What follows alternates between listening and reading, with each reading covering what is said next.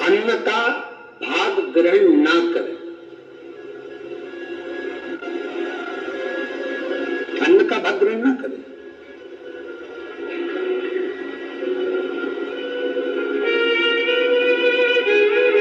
कितना सुंदर कहा है महाराज जी।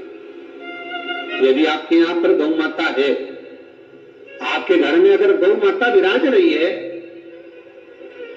आपके घर में अगर गौ माता है, गाय की अगर आप सेवा कर रहे हैं, अच्छा कितना सुंदर लिखा है धेनु मानस में, गीता प्रेस गोरखपुर की गौ अंक को निकालकर पढ़िए कल्याण का, उसमें लिखा है ब्रह्म मुहूर्त में सुबह के समय पर गाय की पूंछ को पकड़कर या गाय की रस्सी को पकड़कर जो 2 कदम भी चल लेता है, उसके लिए भगवान विष्णु वैकुंठ का मार्ग और कुबेर का मार्ग प्रशस्त कर कर खोल देता। जरा पढ़िए धेनु मानस को, पढ़िए गौ अंक, पढ़िए गीता प्रेस गोरखपुर का कल्याण का अंक निकाल कर पढ़िए कि गाय का मात्र रस्सी पकड़कर 2 कदम चलने वाले के लिए मार्ग प्रशस्त हो जाता। एकादशी के दिन अगर आपका व्रत है तो आप भूलवश भी डब्बे में रखी हुई रोटी गाय को ना देते हुए कुछ थोड़ा सा फल, फलहार, कोई केला, कोई सेब, जो आप खाते हो, अंगूर, पपीता, जो आप ग्रहण कर रहे हो, उसका थोड़ा सा भाग आप गाय को प्रदान करो, आप गाय को दीजिए।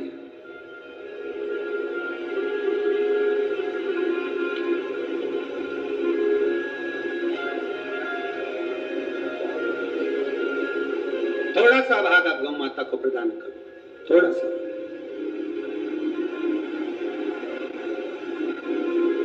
सारे व्रतों में केवल एक व्रत ऐसा होता है एकादशी का, जिसका उद्यापन पहली एकादशी पर भी कर सकते हो। सारे उद्यापन में केवल एक उद्यापन ऐसा होता है, सारे व्रतों में एक व्रत का उद्यापन ऐसा होता है, वो है एकादशी का। ये जरूरी नहीं कि 26 पूरी होगी तभी तुम करोगे, या तो पहली में कर लो या फिर 26 पूरी हो तब कर। अरे उद्यापन, अब तुमको ऐसा लगे कि हाँ मैं अभी तो जीऊंगी हो, अभी तुम्हारा बाल भी धोला नहीं हुआ, तुमको ऐसा लगे तो अभी तो मैं तो बढ़िया, तो फिर भले मत करो। पर एकादशी का नियम कह रहा है, एकादशी का यहाँ 18 नियम में से एक नियम कह रहा है कि एकादशी का उद्यापन पहली एकादशी पर भी हो सकता है, पहली पर भी कर सकता है, तुम्हारा मन पड़े तब। क्यों? तो पहली पर करने से क्या फल मिलेगा? तो एकादशी की नियमावली कहती है, अगर मान लो आपने पहली एकादशी पर भी उद्यापन कर लिया, इसके बाद में जितनी एकादशी करोगे वो सारी तुम्हारे खाते में जुड़ती जाएगी। मतलब बैंक में खाता खोल लो, ठीक है, खाता खोल लिया, अब जितना कमाता जाओगा उसमें डालते जाओ, जितनी कमाई करके लाओगे उसमें जमा करते जाओ। एकादशी एक बार उद्यापन पहले भी हो गया तो बाकी का पुण्य तुम्हारे खाते में आ जाएगा,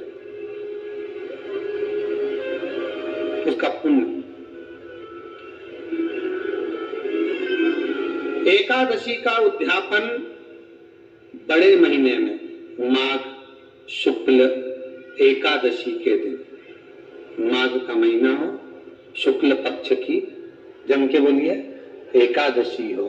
प्रयास करना कि आप उद्यापन करें, भले 5, 10, 11, 12 जितनी एकादशी हो जाए, 26 हो जाए तो ज्यादा अच्छी है, नहीं तो आप करें तो माघ महीने की शुक्ल पक्ष की एकादशी के दिन आप उद्यापन करें, प्रयास रखें,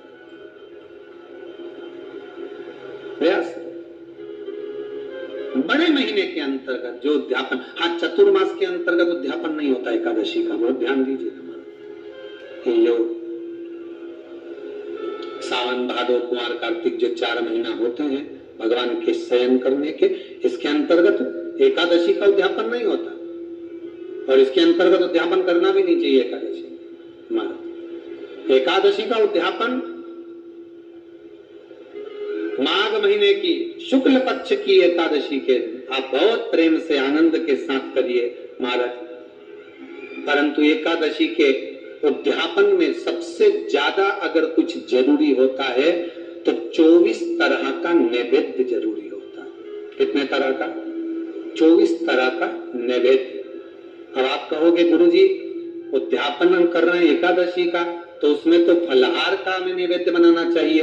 तो फिर ये पुराण के अंतर्गत स्कंद पुराण में ये चीज लिखी है कि एकादशी का जब उद्यापन करते हैं तो 24 तरह का नैवेद्य बनाकर सिद्ध करते हैं। 24 तरह का नैवेद्य जान रखना, हलवा बना लो, खीर बना लो, पूड़ी बना लो, सब्जी बना लो, पकौड़ा बना लो, भजिया बना लो, ऐसे 24 तरह का नैवेद्य अलग अलग चाहिए। पर लोग क्या करते हैं, खोपरा पाक बनवा लेते हैं 1-2 किलो और 24 जगह रख देते हैं। स्वीकृत नहीं। 24 तरह का नैवेद्य रखा जाता है। महाराज एकादशी के दिन भगवान का पूजन का पूरी तैयारी कर मंडल आदि बनवाकर विद्वान ब्राह्मण को बुलाकर, कर्मकांडी ब्राह्मण को बुलाकर जो भगवत सेवा में एकादशी का उद्यापन कराए, उन ब्राह्मण के चरणों को नमन कर कर, प्रणाम कर कर एकादशी का पूजन करवाइए और उस मंडल की पूजन कराकर हवन द्वादशी को कराइए। एकादशी को हवन नहीं, एकादशी के उद्यापन का जो हवन होता है वो द्वादशी को।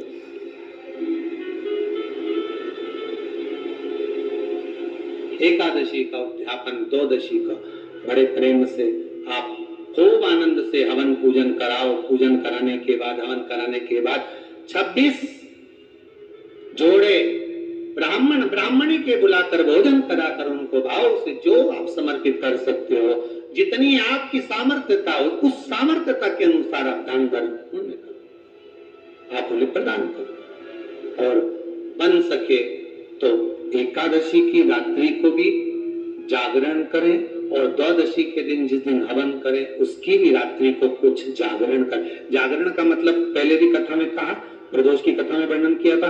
हम ये नहीं कहते कि तुम पूरी रात जगो, हमारा तो निवेदन है 15 मिनट का करो, आधे घंटे का करो, 20 मिनट का करो, पर रात्रि के समय थोड़ी देर अगर एकादशी का उद्यापन कर रहे हो तो जागरण थोड़ी सी देर अवश्य करें। नहीं कर सकते अकेले बैठकर राम नाम जप ले, भजन कर ले, पर